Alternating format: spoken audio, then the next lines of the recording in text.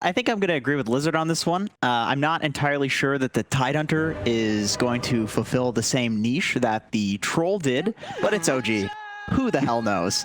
I have no idea looking at that draft. I mean, carry Io, if that was a block off, that actually would have been really sick. That would be first blood. I wonder how many bracers Thompson's going to get in this matchup. Because I have to imagine, like, he gets 1 or 2 bracers, he just dominates this. Misha staying alive with a healing salve thanks to some nice micro with that Centaur stun. No roll up yet.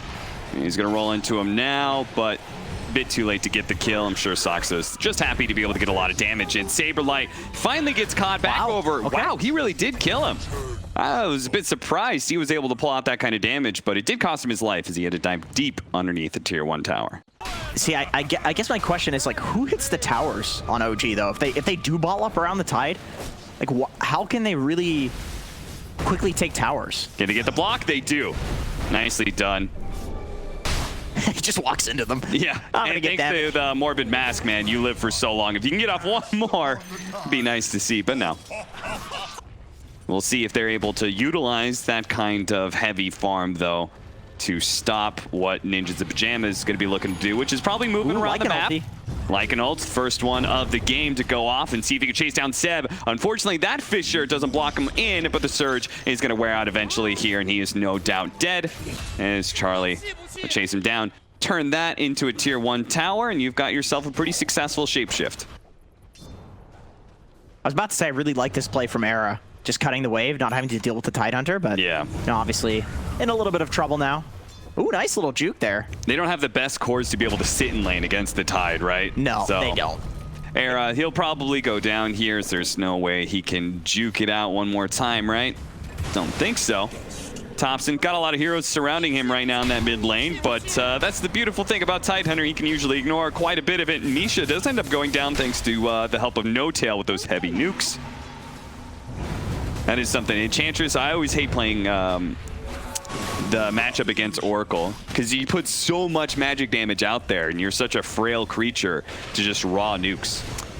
It's true. You need a couple of bracers. At the very least, a range drop to deal with it. Looks like Saberlight used his Supernova just recently. Saberlight goes back into Thompson here. It takes a big swing for the Anchor Smash and dies to the Gush follow-up. They do manage to get the kill on the supports here, but it's costing them quite a bit. They really need the secondary kill on Soxa, but Supreme can't block it in. He's going to have to pursue underneath the tier 1, gets the kill. And this is the downside of Tidehunter.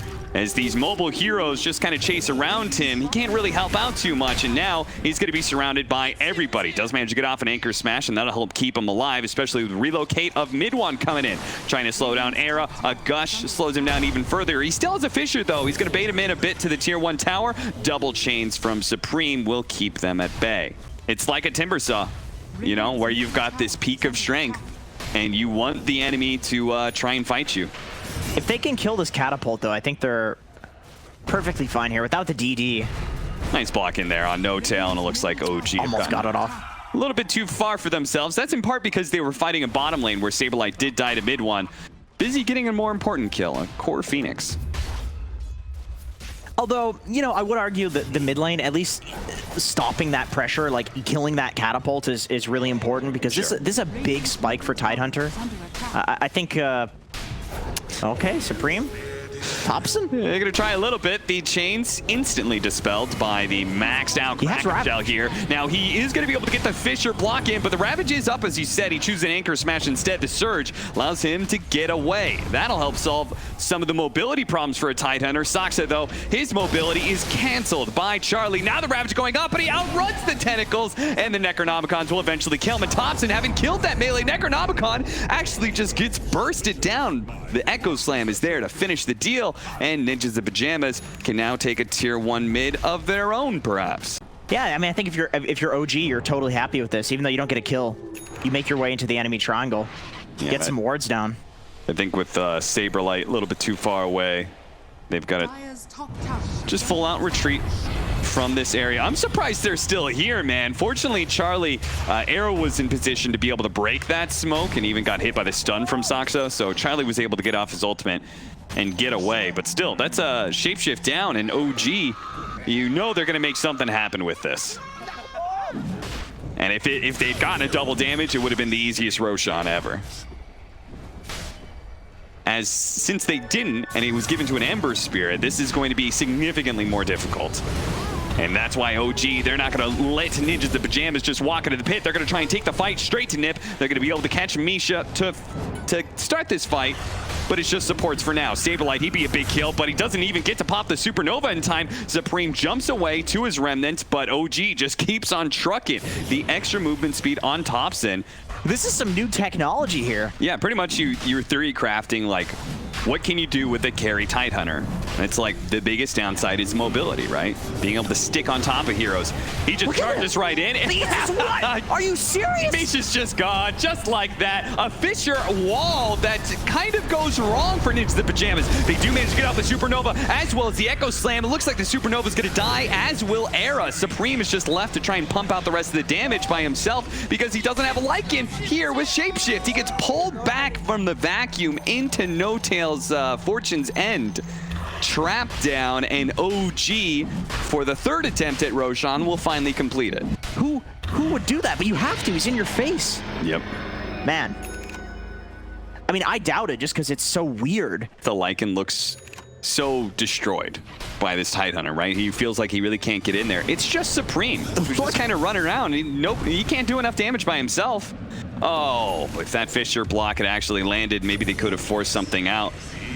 No Tail still doesn't have his ultimate, but maybe could have gotten something. Solar Crest now complete for the Tidehunter, so he's got all the minus armor items he needs.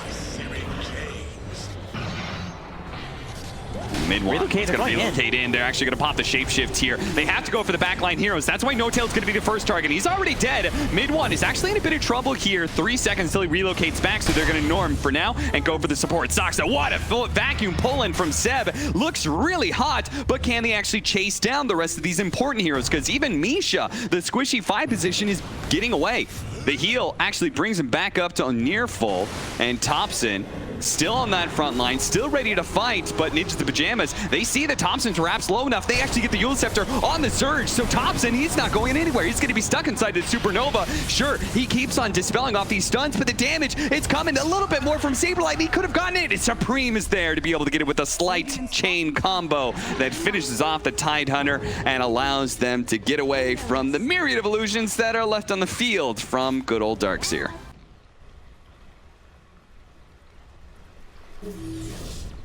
So No Tail, he can play forward like he was doing before because the Ravage is there to assist Era. You can see half his health is gone from one Anchor Smash. If he gets another one, Era's just going to die, and he's get caught up by the rest of OG. So does Misha. Once again, the 2 supports of Ninjas in Pajamas, they do die, but this is still OG kind of 5-manning and taking over the map. And he heals so much when he Anchor Smashes a creep wave there, actually. Yeah. Or the Wolves. I love that they can die basically doing this one time before, and they continue being so aggressive. Like, I think they have to keep the aggression up here. Oh yeah, no doubt. Because eventually the Ember Spirit gets a bit too big and starts killing a lot of your backline heroes, right? And this is where the Lycan coming into play, goes into the back, tries to go for No Tail. They actually tried to hit the Meteor Hammer combo with the Supernova, but it wasn't good enough, and the Ravage actually clipped Supreme. He didn't dodge it with a slight or a jump to his Remnant or anything. So that was just an easy kill for Tidehunter to be able to grab, and they didn't have buyback. So now OG, with their aggression, this second time around, it works for them. They use the Ravage effectively. So you win the fight, take Rax. Almost. Now, can they actually finish off this melee Rax? It looks like OG feels like it's not worth a try while Ravage is on cooldown. Yeah, now it's really But if somebody treads a little bit too far forward, like perhaps Supreme and the rest of his team does, Thompson just rolls up once again, makes Enchantress the target again and again. Supreme using his light to try and get out. What an Echo Slam from Era as he jumps in, but everybody heals up. The mech comes out, the heals from the Oracle, and it looks like everybody is perfectly fine except for maybe No Tail, who's still kind of being run down by the Necronomicon units. He does eventually die, but doesn't really matter. You won the fight, and you're still ready to go for these melee barracks. Charlie's on a mega kill streak and they're losing. This is so sad. I mean, that's just the Lycan versus Tidehunter matchup, though. He can't do anything other than kill the Oracle in these fights. Yeah. I don't know if he has a pipe, but somebody has a mech. Somebody has Greaves. Okay, so he has Greaves and he has a Crimson Guard. And obviously against Lycan and Ember, this chip damage, that's very important with a Tidehunter. He becomes basically unkillable. Yeah, you take a large percentage of the damage away, and then you take just straight up raw damage out. Thompson, though, he's really got to be careful of that Sun Ray. That's the only thing that really threatens him right now, is if he stays into the entirety of that percentage-based damage does do some good work. And what a roll-in from Soxa, reading where the Remnant's going, and that's a vacuum follow-up as well with a Ravage. And is that just going to be the wipeout of this game? They do manage to take out the Supernova, and there's still some buybacks left in the tank for Ninjas of Pajamas. They're going to have to blow all of them, though, and they don't have their Echo Slam. They don't have their Supernova. I'm not sure what they have to be able to stop OG from retreating, and I'm not even sure if they can really stop them from just taking their base like this. Roll forward, Saberlight tries to dive away, then he dies inside of the fountain too, couldn't get out fast enough. The silence on Supreme.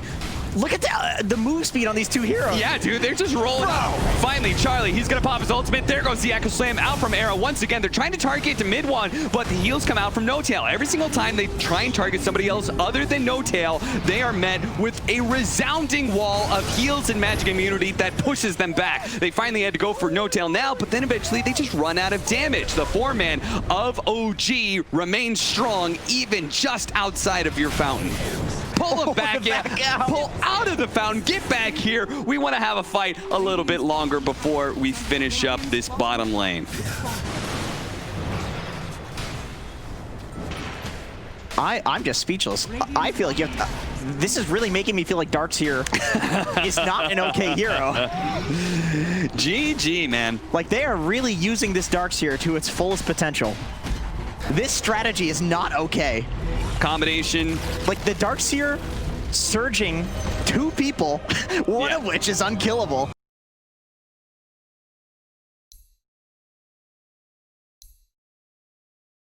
Okay, they're gonna go for their Abaddon. So is that IO carry now?